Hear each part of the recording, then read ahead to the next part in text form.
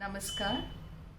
A very general topic and yet very important for today's session of art of parenting. So it's a very general observation, that sometimes parents are not able to understand how to teach the child what is right and what is wrong. All right.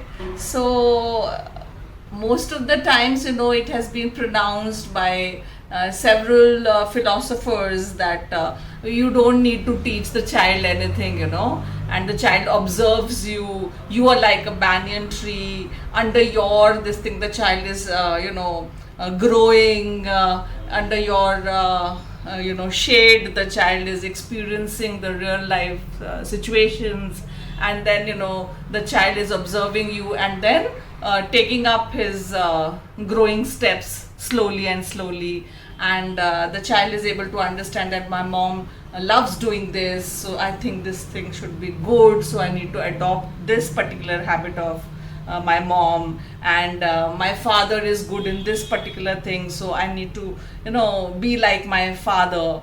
All right, so these are of course the general things which our predecessors have told us. Even my father used to tell me, you are not supposed to tell anything to your son. He is observing you and he is growing up in the good direction.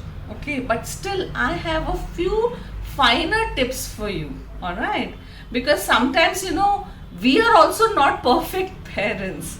Why I say that nobody is perfect, and we as parents are also not perfect. So but then as parents we always want our children to be better than us. Okay, so how to just try this particular tip of mine to enhance one particular type of behavior, and let the negative side of that child go down. Okay, so for this, there is a very important tip from my side: a balance between reward and punishment.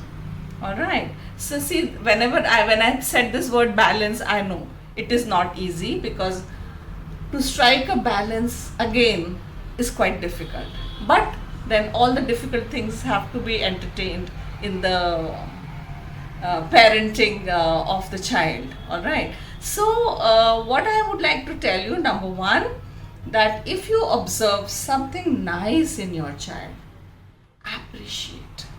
All right, so when you appreciate the good thing, it can be taken up as a reward.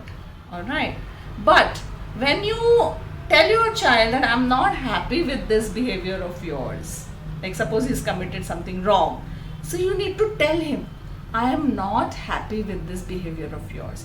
So this sentence, is like a punishment. See, punishment is a very heavy word.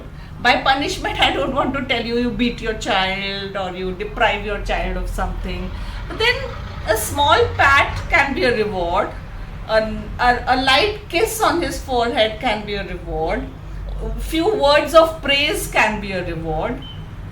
All right, and a statement of criticism can be a punishment, and maybe not looking at your child for some time can also be a punishment, a lighter one.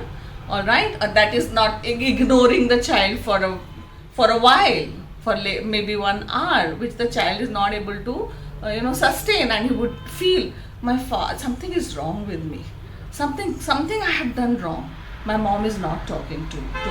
Not talking does not mean that from morning till night you're not talking. Only for say half an hour or say 1 hour. Just try this trick and you'll find that the child will come running to you. Mama, what's wrong? What did I do wrong? And then that is the time when you can tell your child, hey, I did not like this behavior of yours. There were guests at in the home and you were busy with the mobile. You did not get up. All right, so when the child comes to know that this particular behavior is being rewarded, this particular behavior is being punished, so the rewarded behavior gets reinforced. All right, and the punished behavior takes a backseat. How simple it is. But that's what I keep telling you, simple things, make the complex life so beautiful. Okay, so this is one thing. Severe kind of behavioral changes, if you find that the child is involved in some kind of a theft, or the child is using abusive language, or the child is not studying and doing something else, that has to be a severe punishment. Alright, that you need to decide. But then do not ignore. That is my point. Now, what do?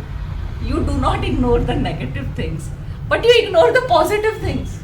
That is the worst thing that the parents keep doing.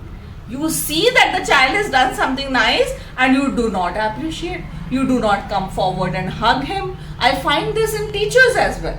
How many times the teachers give a very positive diary note to the child? Hey, dear parent, your son stood up in the class and gave such an out of the box answer, and he seems to be very witty. How many times the teachers are giving this diary note? But they are there very active in saying, hey, he did not complete his homework. He did not bring the science book. So that's what, you keep an eye on the negative things. You ignore the positive things. So there has to be a balance. That's what the first word that I used was balance between reward and punishment.